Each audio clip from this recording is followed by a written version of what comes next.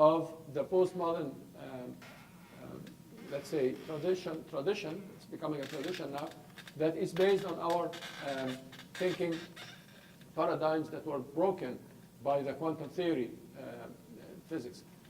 The other paradigm is more fruitful, and this is the paradigm that we should take, I think, as Muslims, as a philosophy and as a methodology in various sciences, is the systems theory, is the systems philosophy, that says, okay, how about we look at matter and energy and time and space and everything in a system that does not contradict itself, even though there are contradictions or internal contradictions between its parts. But the whole is more than the sum of the parts. How about we start to think about science and then about religion in that way? So now we have systematic theology, even in the Christian sense, and we have systematic approaches to the shariaa and so forth, and to the tafsir, and there are many books, especially in English, that are written on the systematic approaches to Islam and its sciences, based on the fact that, okay, because of what we know now about science, how about we look at things in terms of systems, rather than the dichotomies of matter and energy and time and space and all of that, because these dichotomies failed. So perhaps there are relations between time and space that Einstein uncovered, for example, or relations between energy and matter that the quantum physics people are showing us that are beyond our dichotomous understanding of matter and science, that is supposed to take us into more systematic, integrative. You see, the integrative approaches, holistic approaches, interrelational, all of these are similar terminologies for the systematic approaches to science and religion and law and so forth. So that is like the change of logic that is happening. So now when we approach the hadith or the script in general, and we approach it in a literal way, then we miss the spirit of the law. And if we fly in the space of the spirit of the law and not be grounded in the letter of the law, then we miss the letter. We might as well forget about the Quran and talk about justice and freedom. But that is not enough, because justice and freedom doesn't give me prayers and zakah and salah, but I cannot deal with everything. So what is fixed and what is variable? That would be the next question. That is a very valid question. What is exactly in Islam that is supposed to be fixed, that uncompromised, versus what is compromisable and changeable? Before we go there, any question, any comment? So basically, when we talk about that, we talk about the fixed versus the variable. I'll give you a quick overview of that, and I want to go back to Maqasid because there are important Maqasid that I did not talk about. So basically, fixed or constant aspects or parts of shariaa. Okay, forgive me for that, but this is fixed. And I know that this is very controversial. So Maqasid is fixed. That is number one fixed matter in the Sharia. Because the meanings, the higher meanings, especially the higher Maqasid, حفظ الدين والنفس والمال والعرض, the preservation of religion and soul and intellect, العدل والحرية والفطرة, justice, freedom, the nature, innate nature, etc. These are fixed. These are not supposed to be compromised. Yes, they could contradict internally, and therefore we have to start to make a balance between the preservation of mind and the preservation of life, between justice and freedom, between etc. Yes, sure, but they are fixed and they are inviolable, and preservation of the universal laws, balance. We cannot imbalance species or genders or plants or something like. We cannot do that. This is not right. This is the bigger picture, and this is the fixed matter number one in the Sharia. The Maqasid, not in the sense of the wisdom behind that we can understand, but the general Maqasid, the big Maqasid. that we discussed so far, and some others that we will discuss as we go, basically are fixed matters in Islam, not supposed to be compromised. Number two, what is fixed is what's called acts of worship, or what we call in Islam al-ta'abbudiyat. Al-ta'abbudiyat are wider than ibadat. Ta'abbudiyat are not just the prayers and zakah and fasting, even though, of course, they are included in this. So anything that is considered a ibadah is fixed. It's not subject to the maqasidi approach. It is something, it is a maqsid in its own right. So the maqasid, there is the maqsid al-ta'abbud, purpose of worship. That's one of the purposes. And the other purposes too. But the maqasid, one of them is called maqsid al-ta'abbud. When there is something that is maqsuda بالتعبد بذاتها, the scholars say that is in its own right, it is intended to be a ibadah. So again, I pray 4 rak'ahs for Dhuhr, I pray 3 rak'ahs for Maghrib, I fast Ramadan and not January, and so forth. Other than Bourguiba of Tunis, nobody had changed Ramadan into the winter times or whatever. It was only Bourguiba who came up with this idea, and it died with him because every scholar in this world told him, no, this is nonsense. Ramadan is the lunar month. It is not January. So you see, so this is ibadah, this is ta'abbud. So Ramadan is ta'abbud.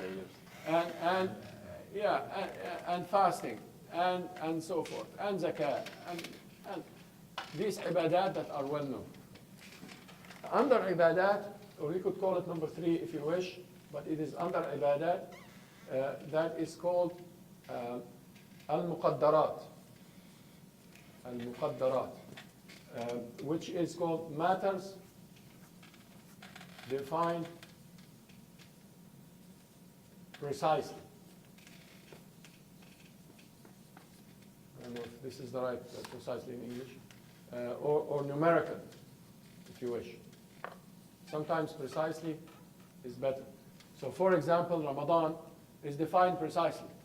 In fact, the Quran is saying, إِنَّمَا النَّسِيءُ زِيَادَةٌ فِي الْكُفْرِ. The Quran is saying that people who shifted the sacred months to be not Muharram and Rajab, to be other months, this is kufr.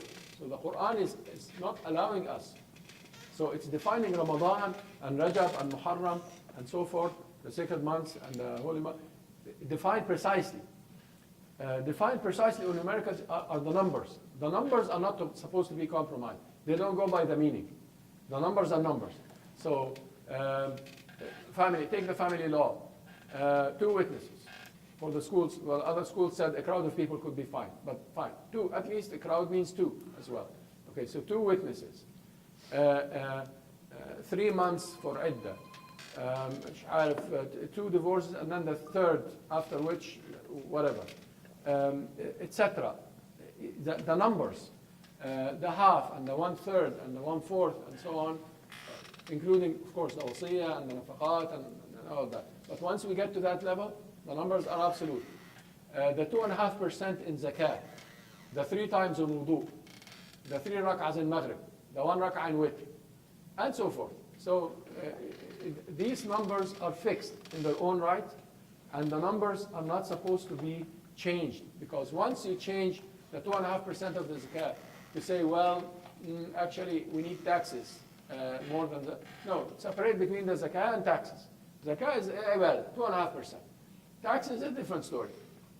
Could be 5%, could be 50%. As I lived in the UK and it was crazy. Her Majesty the Queen sometimes takes 50 and 60% of the, in the name of Her Majesty the Queen anyway, of the taxes. That is some. I cannot say no, zakah is 2.5%. Yes, zakah is 2.5% and has nothing to do with taxes. Taxes is just being a good citizen or a good businessman or whatever it is. You're just trying to do your, pay your dues to the state that is giving you services. The zakah is not about giving you services. You give zakah to the poor, I'm not supposed to benefit from that. You see, so because one of the brothers was asking me about including the zakah in the tax, but I'm not supposed to benefit from my zakat. So when I give my zakat to the poor, he's not giving me anything. If I give my zakat to the poor and then he washes my car, then I'm supposed to give him zakah again, because he's not supposed to do that. He's not supposed to give me anything. He has to take his money and go. So if he takes his money and then does a favor to me, then he's paying me back. And zakah is precise. 2.5% given, forget about them. They're not supposed to be paid back in any form. And so forth. Now, this is also controversial, because back to Ibn Hazm considered what the Prophet ﷺ took zakah from to be muqaddarat, to be defined precisely. Therefore, in the Muhalla, he had the title of his book on zakah, لا زكاة إلا في ثمانية أصناف. There is no zakah except in 8 goods. And then he counted everything that happened in the hadith. الذهب والفضة والماعز والغنم والقمح أظن والبقر والشعير, I think. So barley and wheat and cows and goats and gold and silver. That's it. So Ibn Hazm's approach to zakah, based on the precise definitions, is wrong. Because no, the zakah is not just a ibadah. It's not just ta'abbud. The zakah is a mixture of ibadah and mu'amala. It's a worship and dealings. It's not just a pure worship. Pure worship is pure worship. I'm praying, I'm fasting. But dealings is also, has to have a maqsid. So therefore, if you have diamonds, according to Ibn Hazm, you don't pay zakah. You have gold, you pay zakah. You have, you live in Arabia, you have 5 camels, you pay zakah. But you have a petroleum well, you don't pay zakah, because, so the five camels guy will have to pay zakah.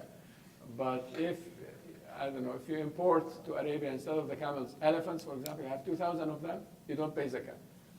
So, or if you live here, I don't know what you have here for herds, buffalo or whatever you have.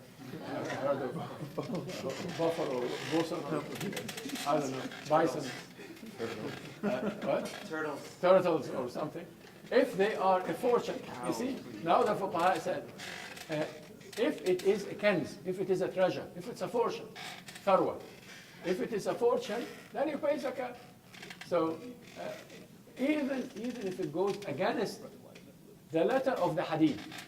Now this is important, because some of the companions went against the letter of the hadith of the Prophet ﷺ after the Prophet ﷺ, because they understood the wisdom. For example, Umar, again, radiallahu anhu, because the Prophet ﷺ said, ليس على مؤمن في فرسه صدقة. So here's a hadith. There is no charity that you pay if you have a horse. A believer does not pay charity or does not pay zakah, sadaqah in zakah sense. A believer does not pay zakah if he owns a horse. Full stop. Now this is exactly like Bani Qurayza hadith. Some scholars said, okay, if the believer owns a horse, he does not pay zakah. This is the hadith. Others said, no, it's not about that. It is about the point behind the horse. At that time, horses were used in wars. So the Prophet ﷺ was encouraging people to own horses, because it's tax-free, so own it. Something like that. So it's a policy, rather, you see. And now next we will get into the Prophet's intent, and this is very important. So did the Prophet mean policy, or he meant the shariaa? He meant shariaa. And that is very, now if he meant policy, then it's policy. Who understood that the Prophet meant policy? Umar, radiallahu anhu. He understood that the issue of zakah, of khayl, of horses, is a policy. And not, so there is a story that is Ya'la ibn Umayyah, one of the companions too, radiallahu anhu, and he was trading with a man during the time of Umar. And they differed over the other guy paying Ya'la, was it Ya'la paying him, or Ya'la paying him the price for a horse. So that horse was worth 1,000 camels. It's like those horses, nice horses you see in Dubai and stuff like that. $2 million and all of that. So one of these like Arabian, or they call them Egyptian horses, that's worth millions of dollars. So Omar was passing by. He said, ما علمت أن الفرس يبلغ هذا عندكم. You know, one horse for 1,000 camels? I didn't know that a horse could be that much. So he called his ministers. He said, خذوا زكاة على الخيل. Take charity, take zakat from the horses. فأخذ على الخيل دينارا. So he took 1 dinar from the horse. I did a little bit of math. I went into the math thing and I put an Excel sheet and I tried to calculate that dinar, how much. So I calculated it was around 2.5%, 2.4, 2.2%. So I thought that Umar who took 1 dinar, from that calculation, it was about 2.5%. So he considered that very expensive horse like silver and gold. So the 2.5% is for the silver and gold. The animals have different categories, you know, the camels and the sheep and 40 and 160. There's a complex equation there. But when you look at and the sheep, by the way, is about 1%, more or less. And the camels, depending, but about 2%. So they are less than the gold and silver because I guess the risk is higher. The risk is higher if you have, you know, sheep. I mean, they could be eaten by wolves. They could this, and there's a lot of labor as well. So when the labor is higher and the risk is higher, the zakah is less. You can also rationalize the differences. Why? And that is why if you have plants and you water your plants, then you pay 5% zakat on the farm produce. But if they say the sky waters it, like if it is watered naturally, then you pay 10%, not 5%, because you put less effort, you see, and so forth. So Umar understood the zakah system rationally. He considered it ibadah, of course, ta'abbud, but also looked at the numbers in a rational way. So he said, no, we will take many scholars, including, I guess, Imam Shafi'i and Hazm, of course, and others, they rejected that. They said, we don't know why Umar did that. There's no zakah on horses. The Prophet said, because it was a matter of methodology for that. It was a matter of thinking. Whether Imam Shafi'i or Zahiriya, and the Shafi'iyya, even though I told you I studied the Shafi'i fiqh at the beginning, but Shafi'iyya are very close to the Zahiriya, by the way, very close to the literalists in their fiqh. So Imam Shafi'i and Ibn Hazm and others, they said, no, Umar is not allowed to do that. The Prophet ﷺ said, a believer does not pay zakah on his horse. We don't rationalize it, that's how it is. But if you look at the maqsid, if you look at why zakah, why do we have zakah, do you think, to start with? Obviously, it's from the rich to the poor. It has something to do with justice and balancing parity and diversity and all of that. It has something to do with this. And therefore, it is not about horses or elephants or camels.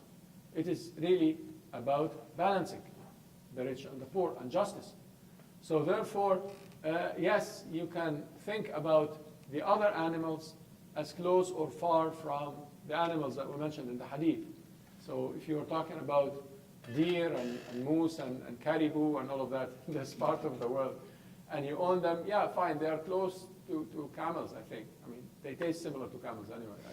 I ate moose meat and camel meat, and they are very, very similar. So perhaps you are, you guys don't have moose here, Canadians do. So it's a Canadian thing. But anyway, so basically, if you have these in fortune, in a wealth, in a herd, not just that you're hunting something. If you have this in a herd, it is exactly like the herd of camels that the poor Bedouin guy is paying zakah for. Why don't you pay zakah? Like, what is this? Is camels a Quranic thing? No, it's just because Muhammad was Arab. So therefore, you have the hadith talking about camels and sheep and cows eventually when they started to know cows in Medina and so on. But before Medina, they didn't see any of these cows. Mecca is very dry, it doesn't have greens. So when they went to Medina and then eventually Iraq, they started to see, all the things and so forth.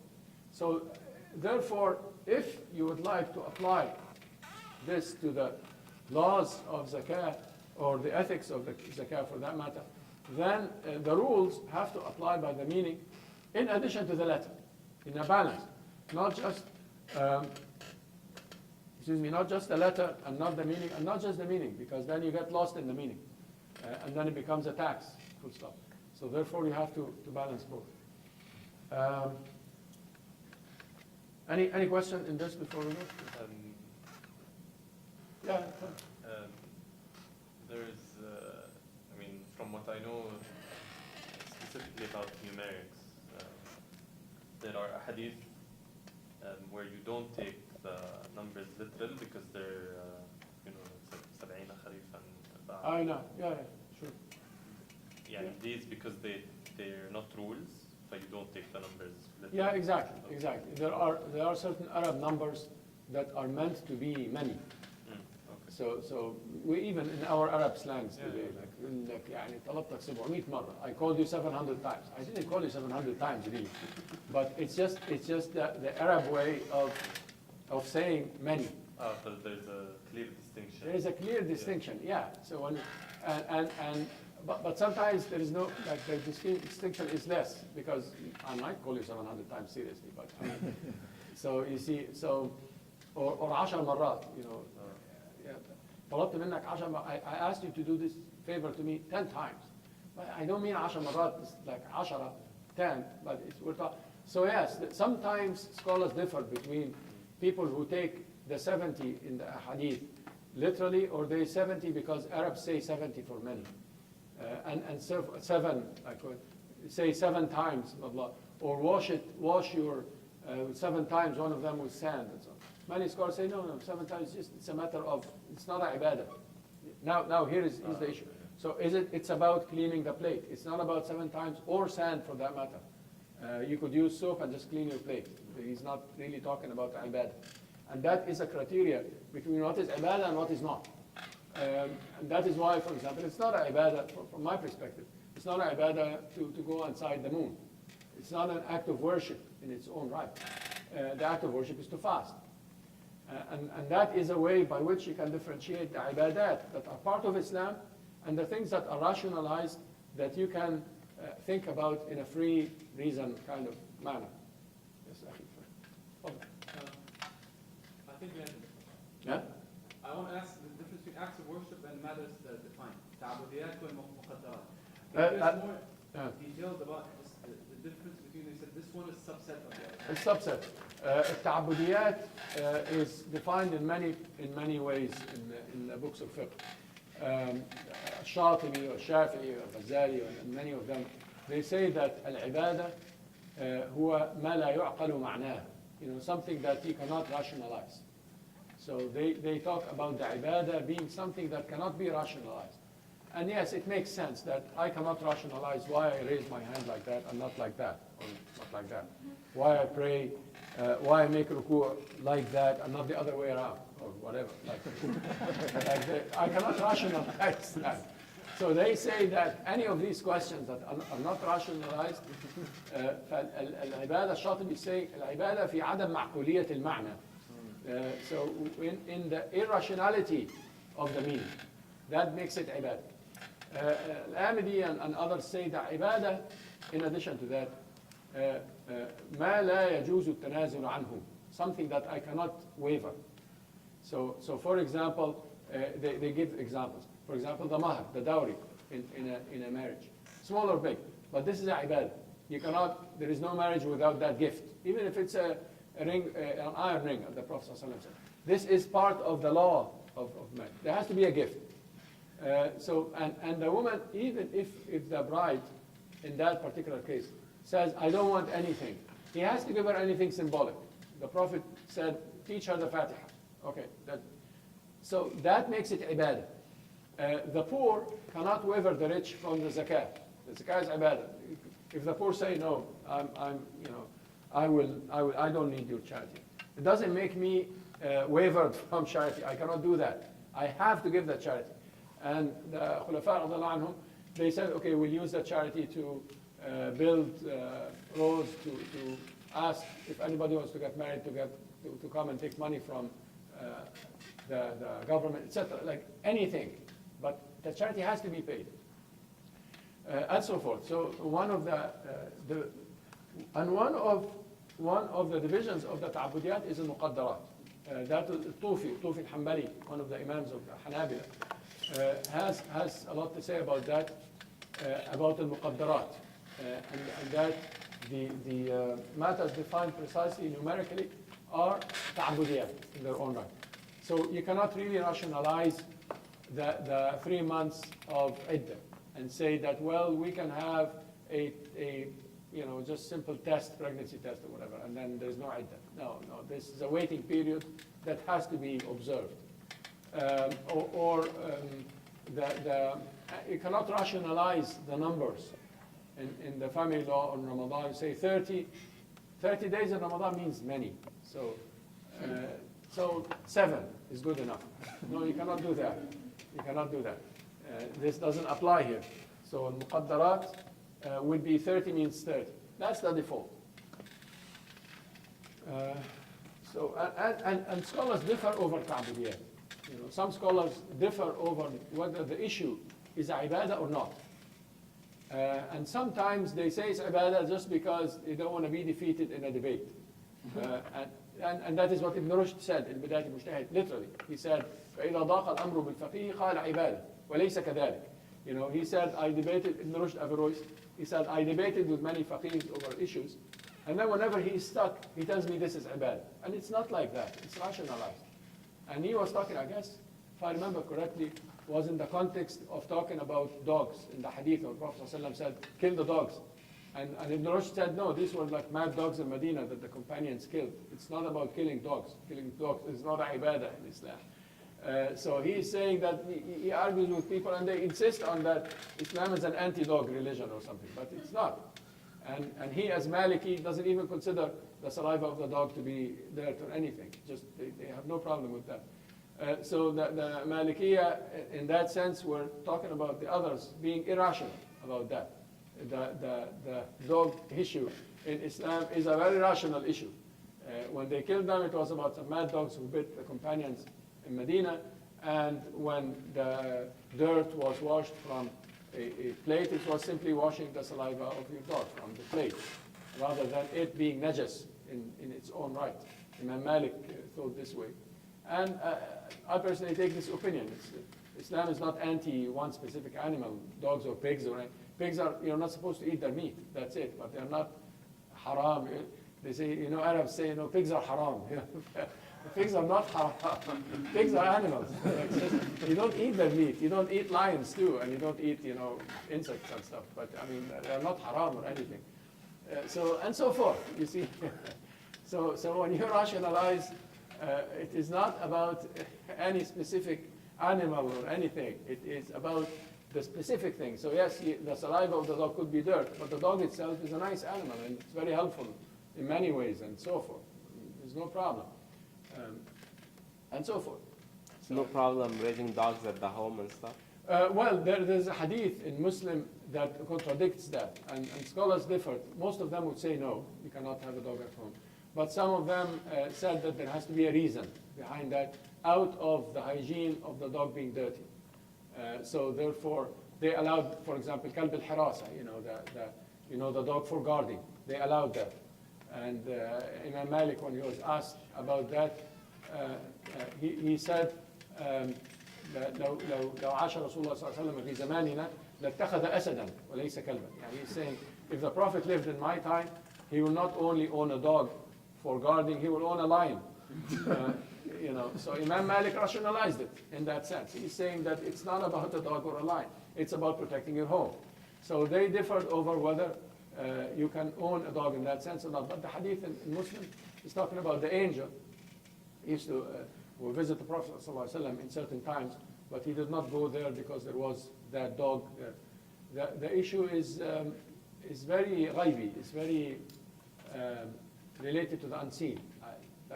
Can you take a hukum, really, that you cannot have a dog in the home? I don't know. I don't think so. It's not about that. It's talking about an angel, or Jibreel, specifically visiting the Prophet. Imam Malik's argument, and it's not my opinion, Imam Malik's argument was saying that Allah subhanahu wa ta'ala is mentioning dogs in the Quran in a positive light. وَمَا عَلَّمْتُ مِنَ الْجَوَارِحِ مُكَلِّبِينَ in Surah Al-Ma'idah, that you train your dogs to catch the animals. And he's saying, how can you train the dog to catch the animal and it's dirty? That's Imam Malik's argument. And so forth. And then you train the dog, Ibn Rushd is saying, to use the dog to catch the animal in hunting is to feed him and to be good to him. And then he mentioned the hadith of the Prophet ﷺ of the man who fed the dog and he was thirsty with his shoe and he went in the well and brought water and fed the dog. So Allah gave him paradise. He's saying, how can Allah give paradise subhanahu wa ta'ala to a man who fed a thirsty dog? And then he asks us to kill the dogs or to, to have an issue with them, dogs per se. So that is something that has differences of opinion, by the way. The issue of dogs is not ma'lum min ad-din bil-darura or anything. It's not